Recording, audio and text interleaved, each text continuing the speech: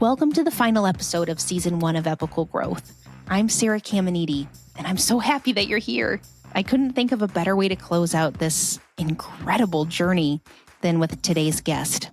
Suneet Bhatt is a transformational leader. He's a coach and he's a mentor, and he led a workshop in Denver at the Elevate CX conference that was called Happy, Proud, Not Yet Satisfied.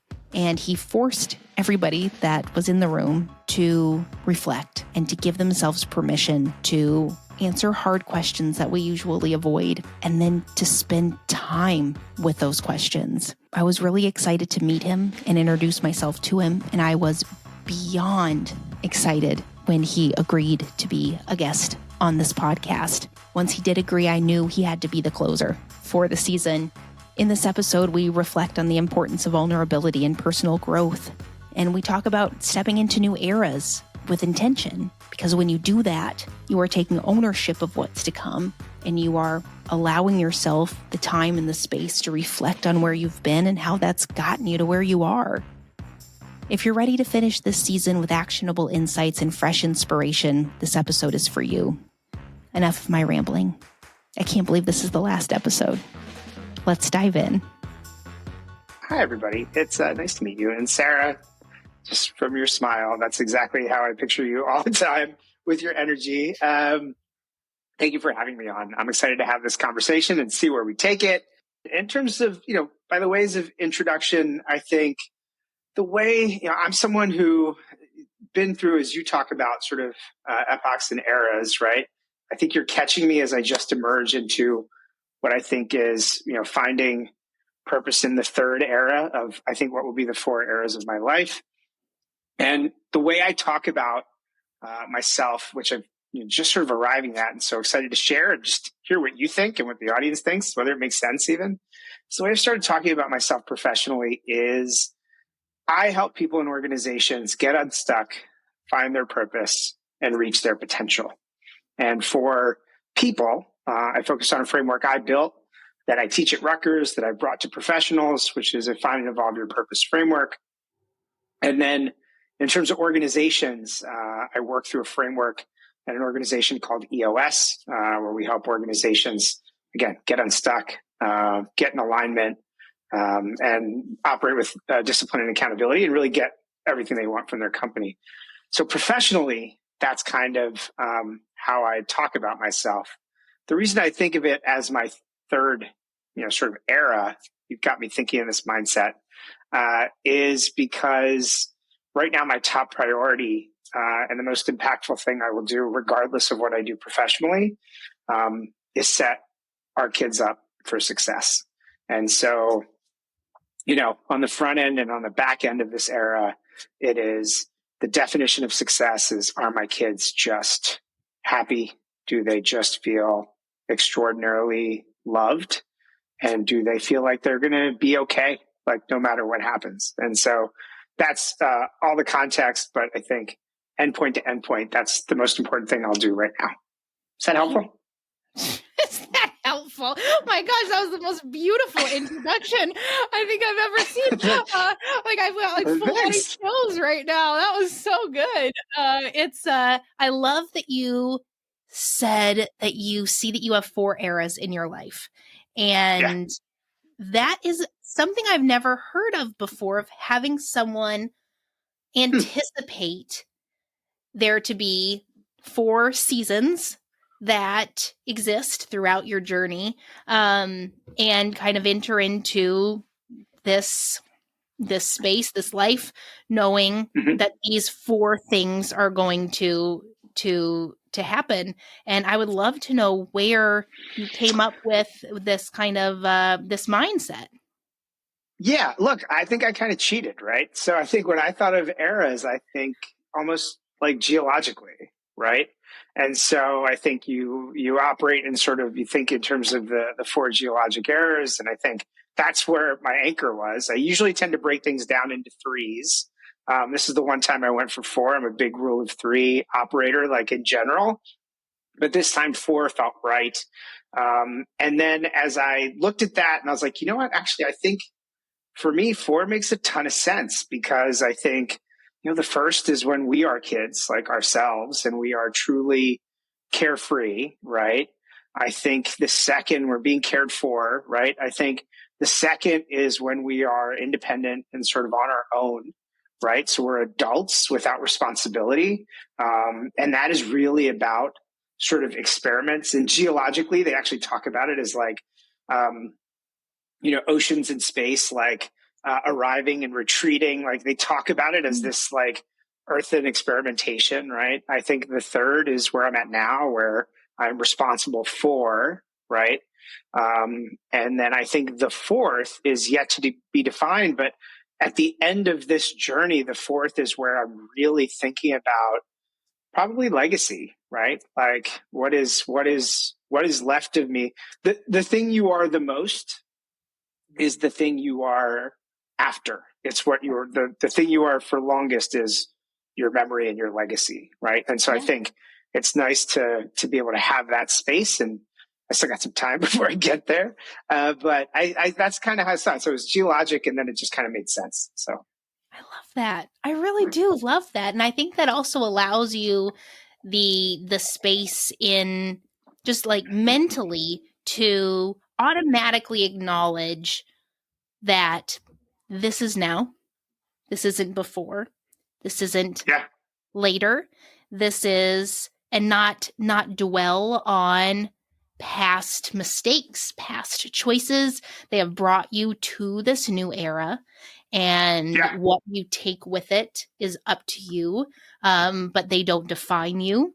And that's very important. Yeah, I love that. I think I love that you shared sort of that.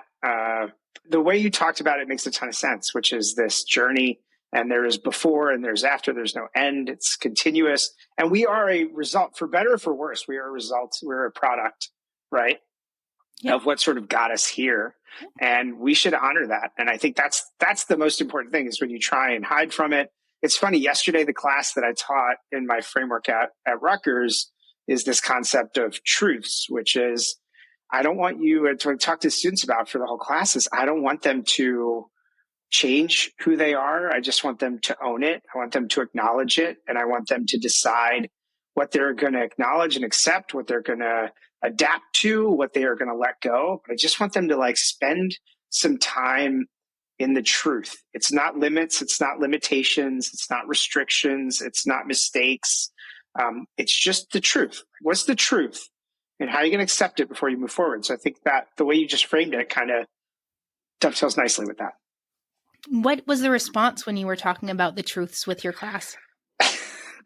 Look, they're 17 to 21, 22. So I think some of this stuff goes over their heads. And it's funny, 2-3 years after, I'll have students come back to me and say, okay, I now get that thing that you're talking about. But that's important. I think I actually struggled, I think, when I first started teaching the class, I struggled with, is it landing? Are they getting it today? And I actually now look at it as, I'm going to plant a bunch of seeds and they're going to grow at different rates. And I feel no urgency or pressure for them to internalize it. What I want them to do is get it, hear it. And if they come back to it down the line, they come back to it. So I just want them to have the source material. So some students got it. Some students' eyes glazed over. They enjoyed parts of it. Some of it was maybe too heavy. But I think it's important for me to present the information and then they have it as a takeaway. But I think that was the way it landed yesterday. What an important opportunity you've been presented with to plant seeds in people that are so, like, they are at a stage of life where they don't know what's going to happen. And you're telling them that a lot of the things that we don't talk about are actually things that are going to guide you. And that is a rare occurrence for that stage of life, to have someone give a reality check in a way that is advantageous to the listener when they are ready to listen. Yeah. Because it's hard. I think that anything about purpose is overwhelming.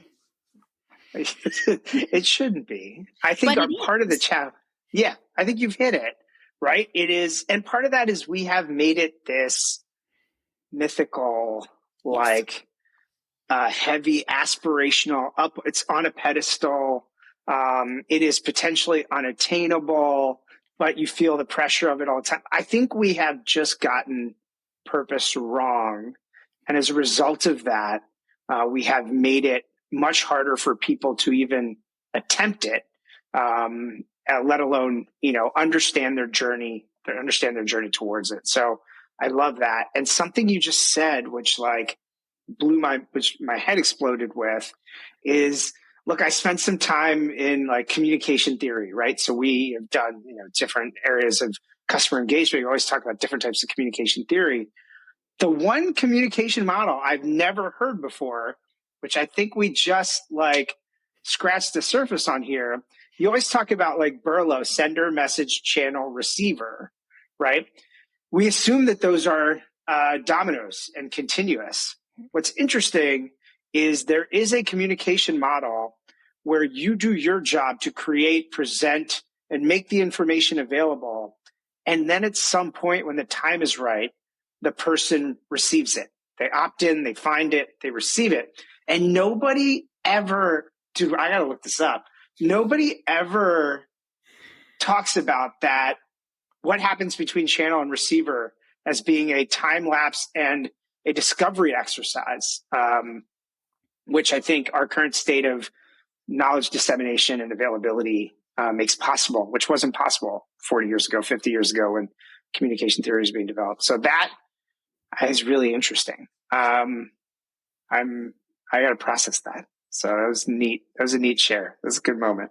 Cool. Well, I'm glad, because I think that is something that I'm learning through this incredible journey that I've been on these past handful of months, of when I have given myself space to reflect or celebrate or acknowledge things that are powerful about myself. Mm-hmm.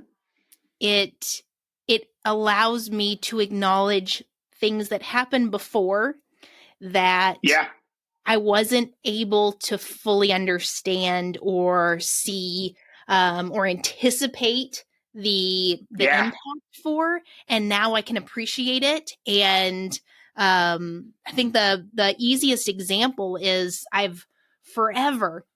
the alpaca has been like my spirit animal.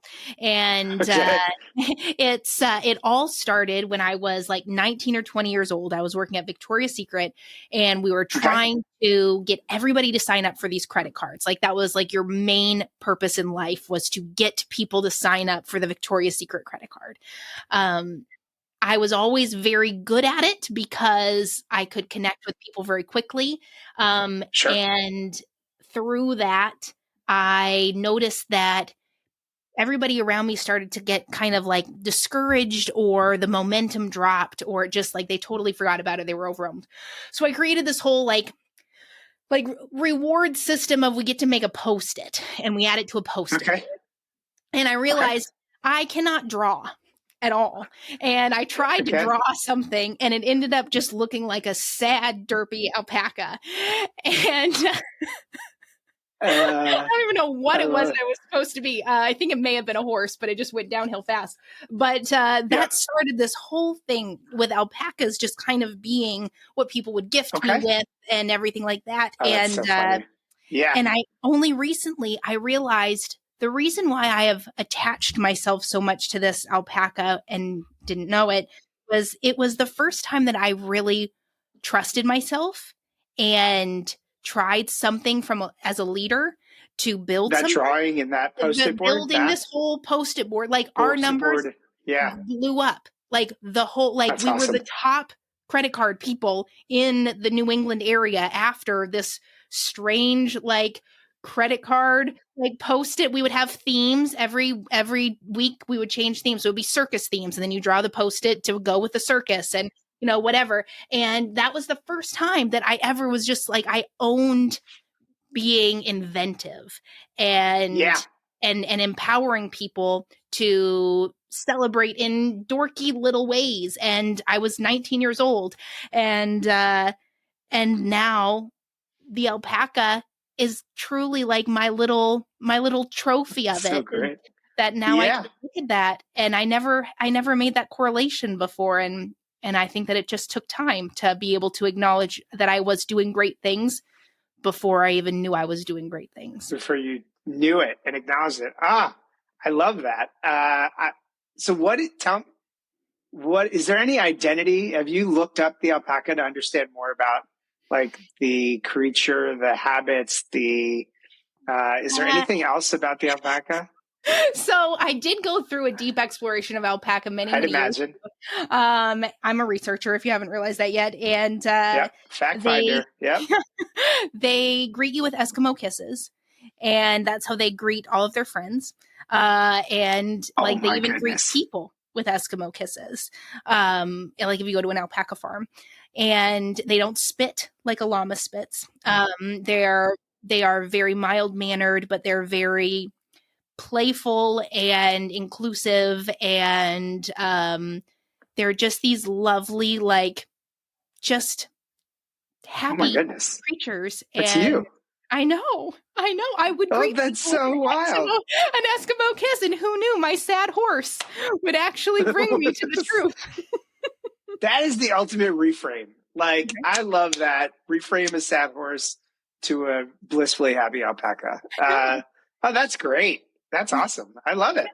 Well, and that's long story short of you plant a seed, and then when the time comes for you to do something with it and appreciate it, it will show itself and make you realize that this isn't new, that it's just you, and own it and celebrate it and build on it.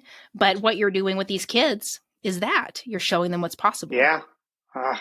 I love that. I have not thought too hard about it. Yesterday was a great class, and it was fun to it's one of the harder classes because as a concept, it's just hard to think about truth and the things that we face and how do we overcome these obstacles. And sometimes the only way to overcome it is to just accept it and then say, this is now a condition like I deal with. Right.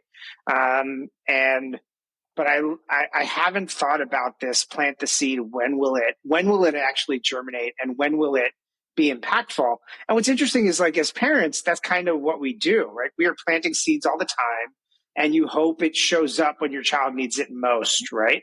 But I never thought about it as a model, and I never thought about it also as it applies to students. I think sometimes when we're teaching, we are so urgent in wanting their feedback of the click that sometimes we may put too much pressure on the student to learn.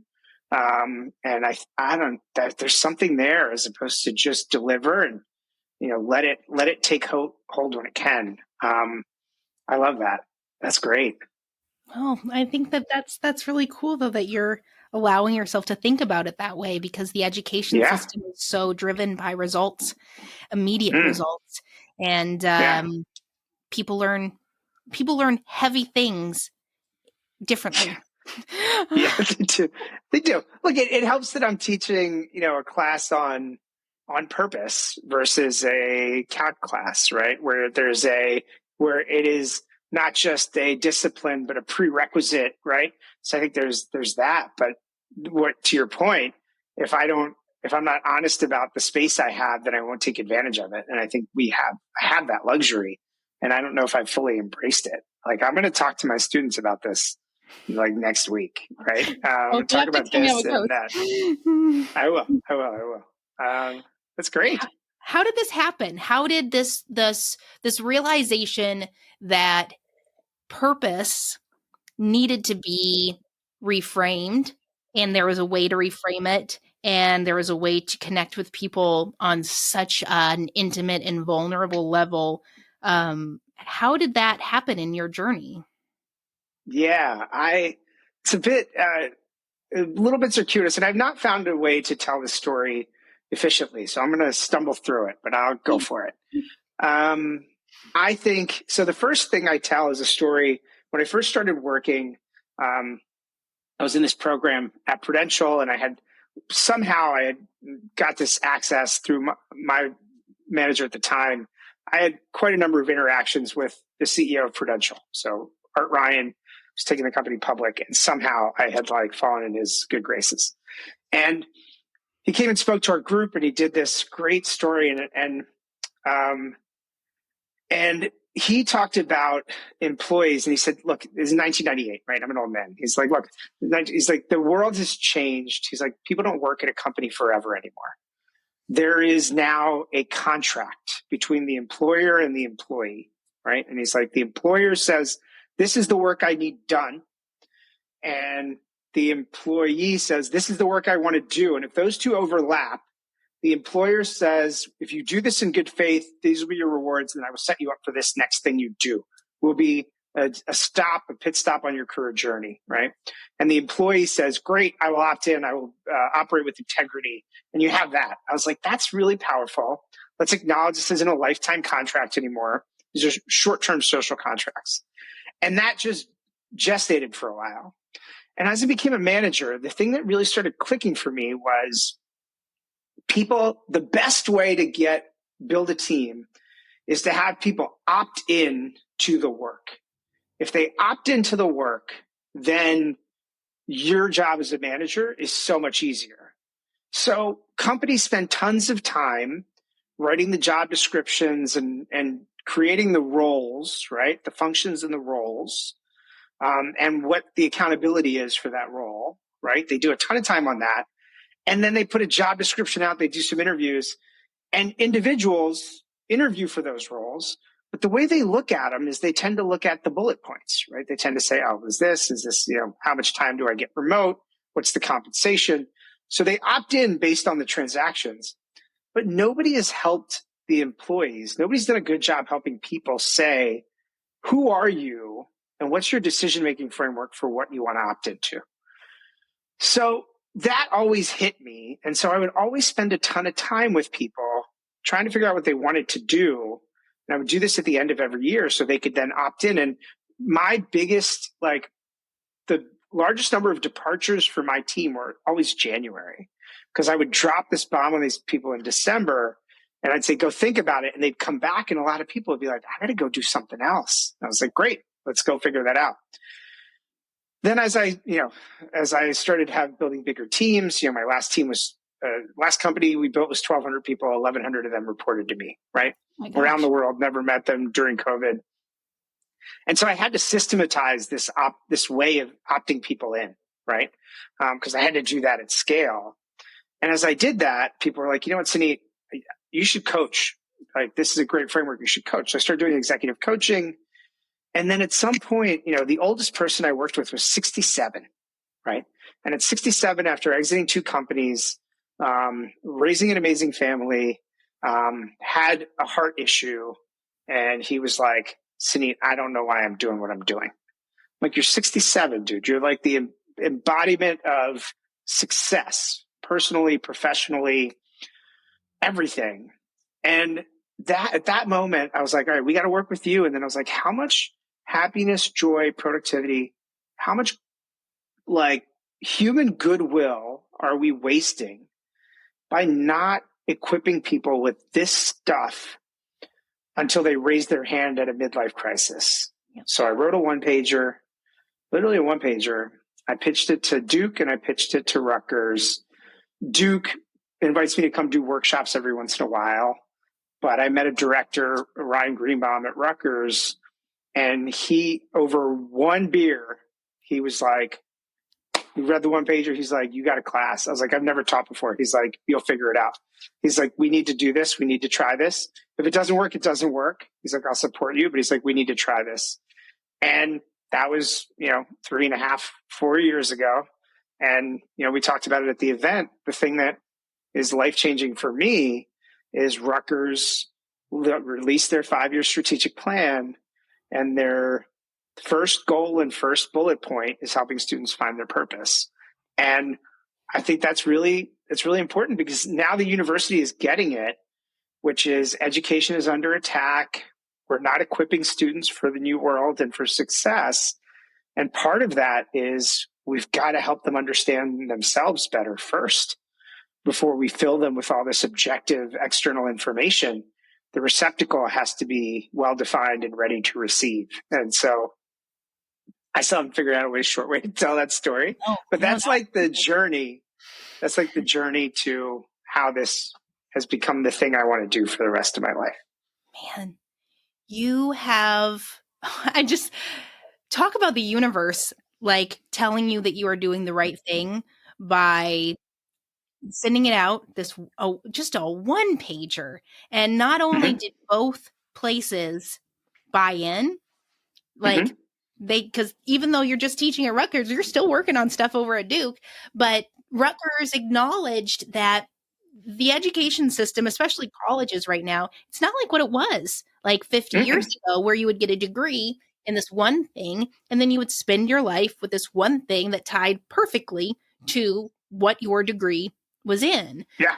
Because now nothing like, I don't even have a college degree. I didn't finish college. And it is one of those things that for a long time, there was a lot of shame that I felt about it. And then it was like, but wait a second. I defined my own path. Like I figured out what I was good at. I was able to think outside the box for it. I was able to just trust myself in this specific area when I didn't trust myself in so many other areas, and build something that I'm proud of. And if schools acknowledge that people evolve and that purpose does change, core values change as you start to identify more things about yourself and explore new things. Like, think about how school could be. Like, this could be the start of a shift in how colleges approach helping people transition safely into adulthood. You've hit it. I think, what is the role, right? Like when you think about what is your purpose, college, what is your purpose, right? And your purpose is not to just fill people and push them through with a degree. The expectation has to be higher. Are you equipping them with a degree, or are you preparing them for life and what's next? And those are two very different things. And I think for a while, college looked at their role and their job as getting people to a degree, right? And when you change the standard, it's not about the degree. Sure, that's a certification of the value you've delivered, but that expectation has to be, what are we preparing you for? And I think I love the fact, I love your story, and I can imagine, dude, like you and I are probably about the same vintage. And I remember when college degree was on the job description, and I remember the trend to remove it, right? Which hasn't been that long. No. It's 10, 11 years is the first time I remember having the conversation of like, no, like I don't care about the college degree. I care about the experience. But that's pretty recent, right? Yep. And so that makes your journey even more magnificent, I think, which is awesome. Like blazing your own trail. That's great. That's great. I think that the purpose, though, one of the reasons why I struggled so much in college was I didn't know if I made the right decision with my major. There was so much pressure to pick. I mean, there's a multitude of reasons why college and I just ended up being a giant anxiety attack. But there was so much pressure in knowing what you were going to do and the amount of money that's put into, you are investing in your purpose. And I knew there were things that I loved. I knew that there were things that I had never heard of that I'm sure I would love. And I had no idea how to be intentional with every single second that I was there. And it was so overwhelming because I was constantly feeling doubtful. And that, I think, is an opportunity with what you're doing in Rutgers to kind of flip things on its head for a second and say, Yeah. you don't have to know what you're going to No. do for the rest of your life. Like you No. shouldn't. Like you should 100% not know what you Yeah. want to do for the rest of your life. Like, Yeah. please. Because that's just a lot to put on a child. Oh yeah. I think, look, I think we reframe. One of the things we talk about is there are a lot of, there's more than one for, and there's, forever, there's for the rest of your life. And then there's sometimes just for now, like just, and I think there are plenty of students that come in and they know exactly what they want to do.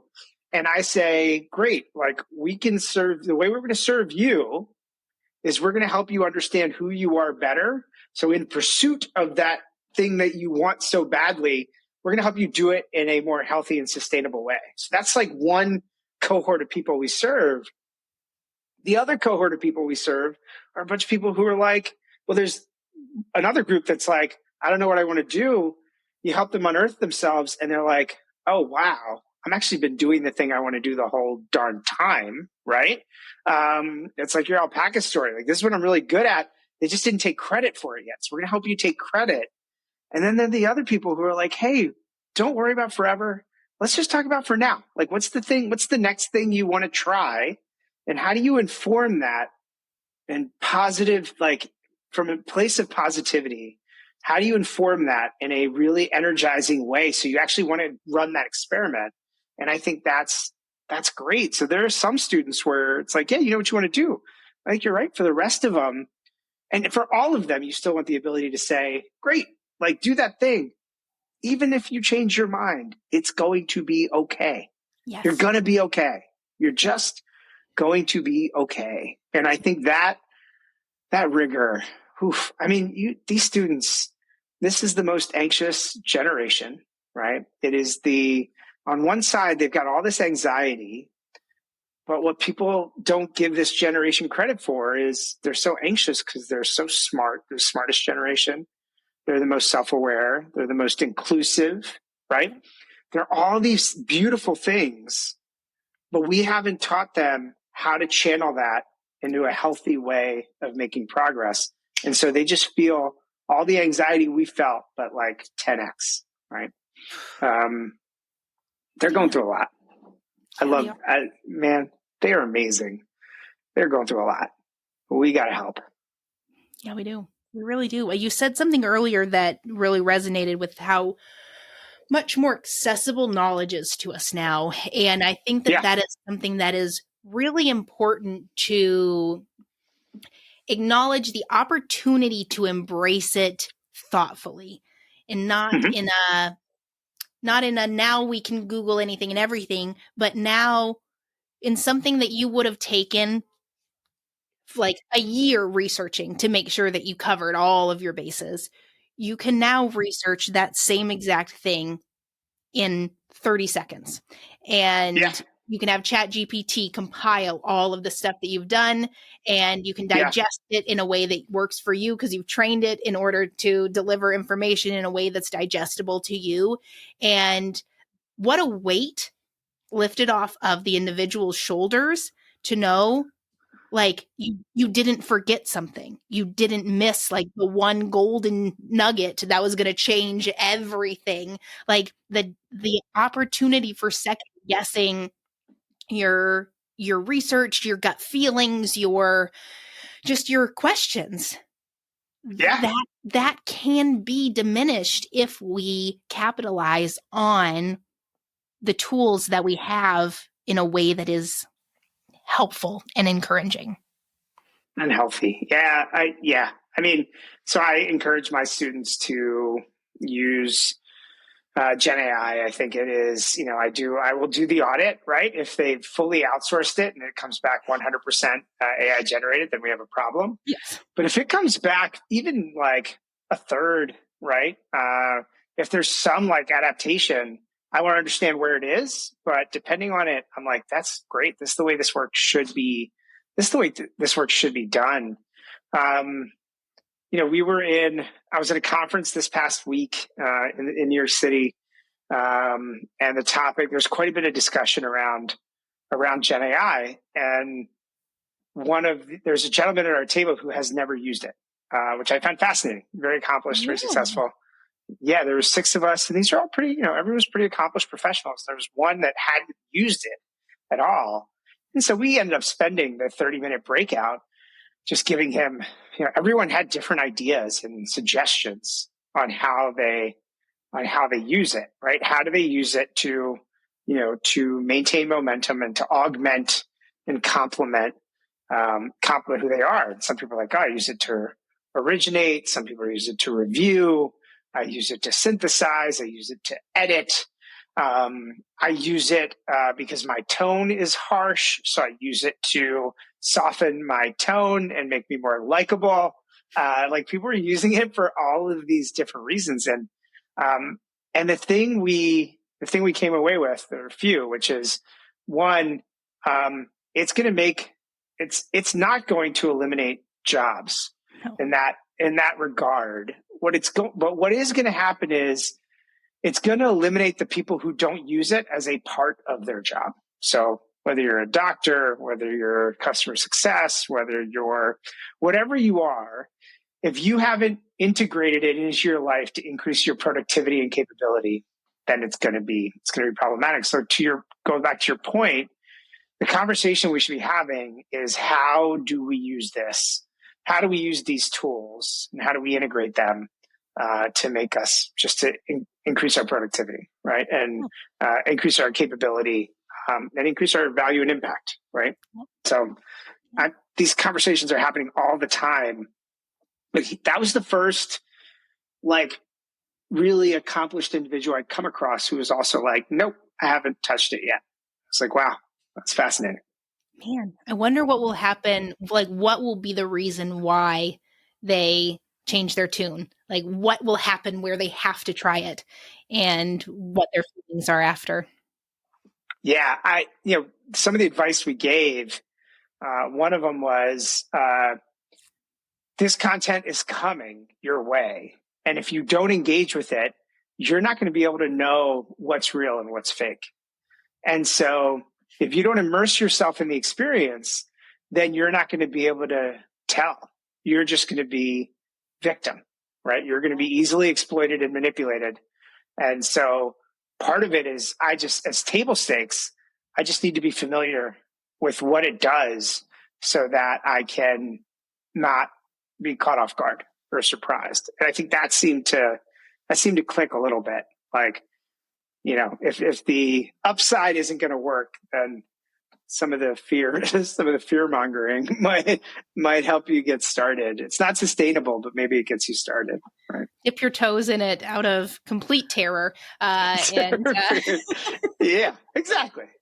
And the waters were safe after all, so you're totally fine. As you've been going through this transformative, purpose that you are defining for yourself, which is something that I'm sure is very different than what you imagined for yourself. How have you as a person, just kind of sat in it all and thought about it?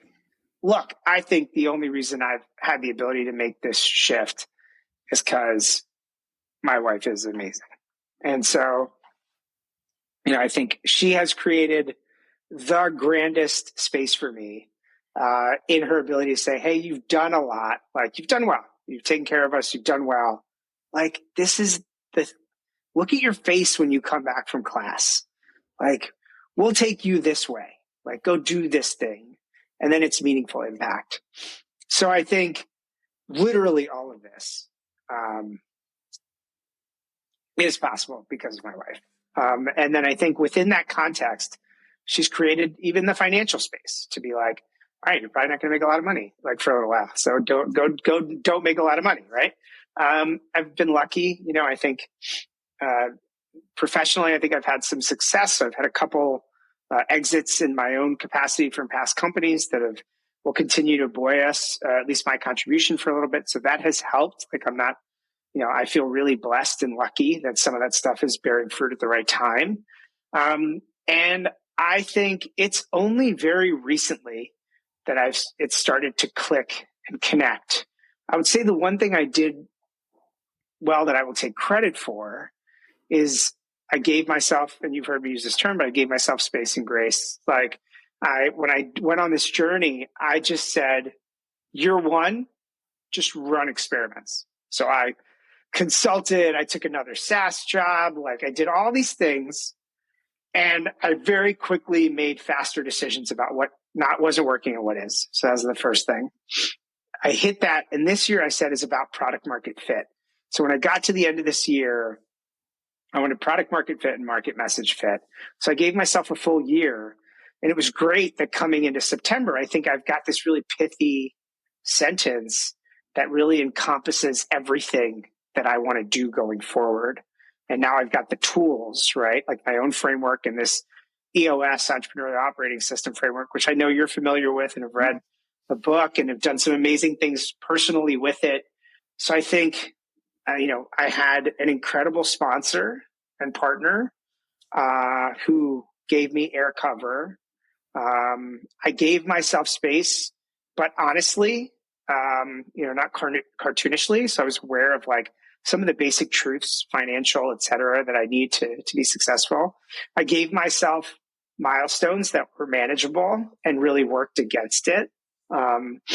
And it's worked out. It's worked out pretty well. I think I really played to my strengths. And I feel it took me probably 18 months to like feel good. Right. So I was doing the work and the work was great, but the space between was not. And it's really only this summer that I like feel really good about this stuff. And I'll have moments and I'll talk about it. And I feel like I found the thing I can just talk about forever, with some credibility and with some passion. And that's like a good feeling. Hopefully that answers the question of like, what did I do to sit in it and how did I create the space? But yeah, hopefully that's helpful. No, I think that that's really helpful. And I think that that was a very honest approach to answering the question, because it's very easy to answer questions like this by being, telling the good things, I won't say sugarcoating it, but cherry picking the bits that you want to share. I mean, Instagram curate your version of the story, and going on a path like this, one that is an emotionally driven journey for those that are open to going on this journey with you. I think that is a super vulnerable thing for you as the person that is the administrator of these tools to have to put yourself in over and over again, because you're not only needing to sell it to get them on board and to buy into it or to opt into it, you're also needing them to totally like let themselves go and just like be something that is usually unsafe in new situations, and you have to disarm them. And that means that you have to be a very disarming person. And that takes a lot of energy. It does. One thing I'll tell you, I think if I double down on that discussion, you said the words, you're like, you have to sell it. I think, look, I have run sales and revenue. I've carried numbers, over, hundreds of millions of dollars, like from a revenue perspective for businesses. So I have done a lot of sales, but I've never been the product. And I think that's really hard. Because when people say no, they're not saying no to the thing you sell, they're saying no to you. And that's hard, right?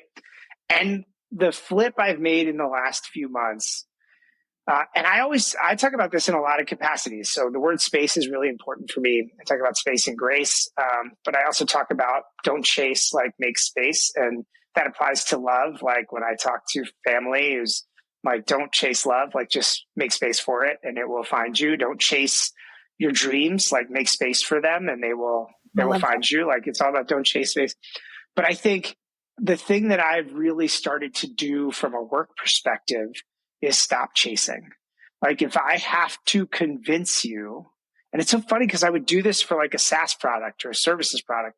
If I have to convince you to buy me, then I have to convince you to stay. And I don't want that pressure. Yep. So now I'm just trying to create this opt-in environment. And the moment I hit friction in that conversation, I'm just like, hey, this isn't a good fit. Like if I can be helpful, let me know. I've got a client right now is probably one of my 3 or 4 largest sort of clients. And I've got a great connection in some capacities, but I'm starting to feel a lot of friction like in other areas. And I've been struggling with this for the last few days. And I think in my head, I'm like, I can't spend my time trying to convince people that this may be right for them. Like they need to make that choice. And so that has been really helpful, is a little bit less on the selling, but even taking the opt-in stuff we talked about at the beginning and just making my process about opt-in. In my class, you sign a contract, like you opt in to being on time, showing up, et cetera. Like I just want everybody to opt in. And if you don't, like, no pressure. Like I love you, go do you. But if you're not going to opt in, then this is probably not going to work. Wow. I really appreciate that. And I love that you do that with the class too, because one of the things that I've learned, hard lessons that I've learned, is you have to get people to confirm they understand the expectations. And Yep. if you don't, then you don't have really a leg to stand on if things don't go the way that you had hoped, because you didn't take the time to check in and say, hey, I just want to make sure you do understand. I need you to be in class on these days. I need you to do this. I need you to do that. And it's such a simple thing, but because it's so simple, I think it is a very easy thing for people to leave off of their to-do. Yeah, it's an easy skip. They'll skip. Yeah, it's such an easy skip. And like I've got midterms to grade now, and I'm going to go back to this. I know who's in, I know who's not. Yep. And I'm going to be like, I'm just going to highlight the social contract at the beginning and be like, hey, you remember this thing, you haven't honored it. So that's reflected in your grade. Like you've set the standard. And what's interesting, Sarah, I think is like that if you weren't clear on the front end, then you're scrambling. It's unclear. And what I've found, as like from a experience and a tip standpoint, right, which is if you haven't taken the time to like set that standard and expectation, when your expectation isn't met, like the best way to handle it is own it and say sorry. So like if you're in that context, just be like, this is 100% my fault. Yep. Was not clear. You eliminate the he said, she said of the past, you eliminate the back and forth, and you just take 100% credit and blame. This is 100% my fault. Going forward, this is like, let's set the standard. Are you in? Are we out? And that gets everybody back on the same page without having to, you just wipe away the past and use that to set a new standard. And it works like in every relationship. It works in every capacity. Yes. And it just eliminates so much anxiety and back and forth, right? I love that you acknowledge that, because I couldn't agree more. It is the biggest waste of time to try to like just relitigate the past. Yes, it's like it's done. Like once I've like shared something or gotten something off of my chest, if I'm frustrated about something or what have you, usually I'm good. Like I'm done. Like, okay, now do we need to come up with a plan so that we don't go down this path in the future, or let's just give each other a high five and continue on our journey? I'm not holding anything against you. I said my piece. We're good. We're good. Let's move forward. Yeah. I like the EOS stuff though. We don't obviously have a ton of time to get into how it correlates to the work that you're doing, but I'm very curious to know, did discovering EOS and its framework, did that help you kind of let go of the stress and pressure that happens when you are selling yourself? Yeah. So I'd say a few things. I think One, I watched EOS a few times and how immensely successful and powerful it was. That's the first thing. The way I talk about it is when someone handed me a copy of Traction, the book that Gino Wickman wrote about that codifies EOS, the way I talk about it is I say, it's like someone gave me the lyrics to a song I'd been singing my whole life, but singing incorrectly, right? Like I was singing the wrong words too. So like, it's not, hold me closer, Tony Danza, right? Like that's not what it is. Right?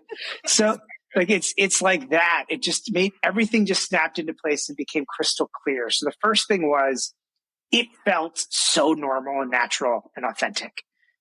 Second, I saw it work so powerfully.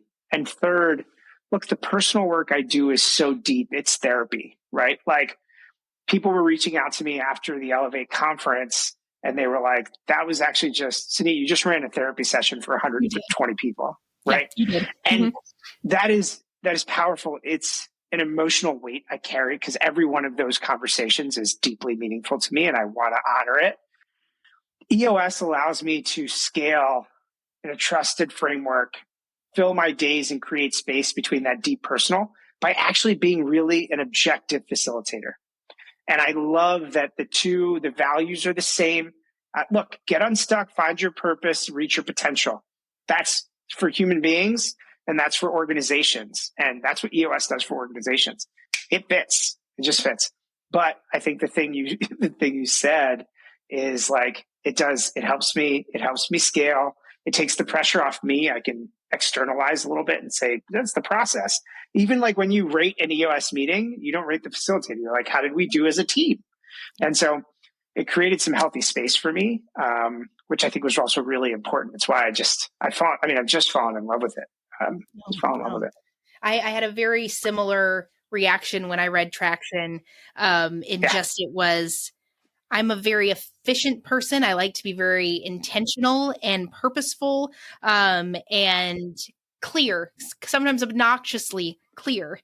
And that is the EOS framework. I loved that right seat, right person, because it took the pressure. And we spoke about this in Elevate, but it takes the pressure off of you did something wrong to this is what is needed right now. This is what you need right now. And there isn't an overlap like there used to be. Yeah. And that's not a bad thing. That says nothing, that there's nothing negative about that. That's actually something that we can celebrate, see if there's another seat.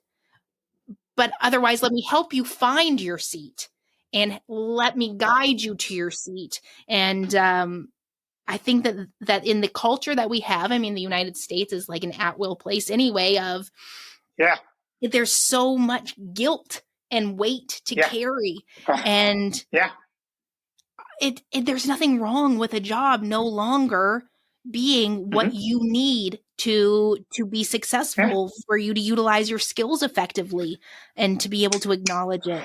That's it. Dude, you hit it. And I know when we talked, I was like, I mean, you get EOS like from the inside out, like you feel it. You've even adapted some of it for your own person. Like the way you've worked with EOS is beautiful and powerful. And I think they would be honored by the way you've brought it to life for you. So right people, right seats. I think the way you talk about it is great. It is. So everything about EOS is about the long-term greater good of the organization. And so as soon as you put your head down and start bickering, everybody's got to look up and be like, is this for the long-term greater good of the organization? So everybody gets the same North Star, right? Which is objective, which is why your number one rule of business is stay in business, right? So I think that is really powerful. And then as a result of that, what you actually do is you say, we don't start with people first. We start with structure and function and responsibility first. And then we find the way to map people to the seats. And that also is why I love the way it works with, what I do, because in the US, I was explaining this to, my teaching assistant is from Nepal. And so we were talking about healthcare. And I was like, look, what the US did years and years ago was they tied healthcare to work. There was a long time where if you didn't have a job, you couldn't get healthcare. right? And so they made your personal health and wellness interconnected with your job. And I think now what we're trying to do is right people, right seats. We're decoupling your identity from the seat that you occupy. And now we've got to give these people something to fill that who are you is not your job. Who are you is not founder, my authentic story, professional EOS implementer. That's not who I am, right? That's what I do. It's not even why I do, it's what I do, right? But it's not who I am. And so I think we're starting to see the need to decouple those a little bit. EOS facilitates, a lot of this work is coming at us, but we've got to really help people figure out who they are objectively. So, yeah. Objectively. I think that's the biggest thing, objectively. And that's what I think that there's a lot of opportunity with AI to do things like that objectively. Also, I think that it is going to be exciting to see, hopefully it happens, the evolution of this kind of change in mindset where we're actually looking for alignment. It is alignment, and your alignment will evolve. And when you work in a startup, especially, or a small tech company, your alignment will evolve because the company is evolving. And you have to be strong enough and empowered enough to articulate your value, your purpose, your who you are, and how that connects to what's going on in the company, and say safely, I no longer have alignment. And then the conversation will be, well, let's help you find alignment. Where? Yeah. Where do you want to go? You hit the articulation point really powerfully. Like, if you think about it, the best story you've ever told and the best story you've ever heard was not memorized. It was just known and felt really deeply. And that was what brought it to life. And so in order to get people to articulate that story and understand that alignment, we have to help them know themselves better than they have before and better than anyone else ever will. And if we can help every person we help do that, we'll find that alignment so much more authentically and easier. So,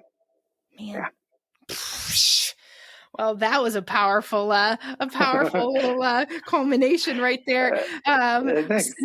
We are so close to time, and it's killing me right now. But you already told us your era in the very beginning, and so you're way ahead of the game. But you ended on such a beautiful note right there that I think that's better than an era. And I am so freaking happy you are going to be the closer of the first season of Epical Growth. Oh, wow. And I think that you are the best person for it. So thank you so much for gifting me with your time. Dude, thank you so much. I'm so happy we met, and your energy is outstanding. And I am rooting for you, and I can't wait. I can't wait to talk and do more together. Me too. I think that we've got a lot in common. So I'm excited to see where it goes. And I'm just so excited for you and for everything you're doing, because I think it's really important, and you're starting conversations that people were too nervous to have. And so thank you for that. Of course. Thank you, bud. Take care. See you later. Bye. Bye-bye. And that is a wrap on season 1 of Epical Growth. I couldn't have asked for a better closing conversation with Suneet. We have explored leadership and purpose and personal evolution throughout this season. And that wasn't even the purpose of this podcast to begin with, which is what the coolest piece of this journey has been. Having these incredible leaders give me with their time. We have just had really cool conversations about the things that they've learned and the things that we can learn from them, and how we can approach life and leadership differently, and what we're capable of. This episode ties all of this together with key lessons about vulnerability and alignment and growth. I want to thank all of you for tuning in and joining me on this wild, bonkers ride. Be sure to catch up on any episodes you may have missed, and stay connected as we prepare for season 2 with even more transformative conversations. Find me on LinkedIn. If you're a part of the Elevate CX Slack community, always say hello. Don't be a stranger. Season 2 is going to have a lot of really exciting changes, and I can't wait to share it all with you. Sign up for the newsletter. Just stick around. It's going to be worth it, I promise. But until then, keep reflecting, keep growing, and remember, nothing is forever. And that's the beauty of it. I'm Sarah Caminiti. This is Epical Growth. Have a great day.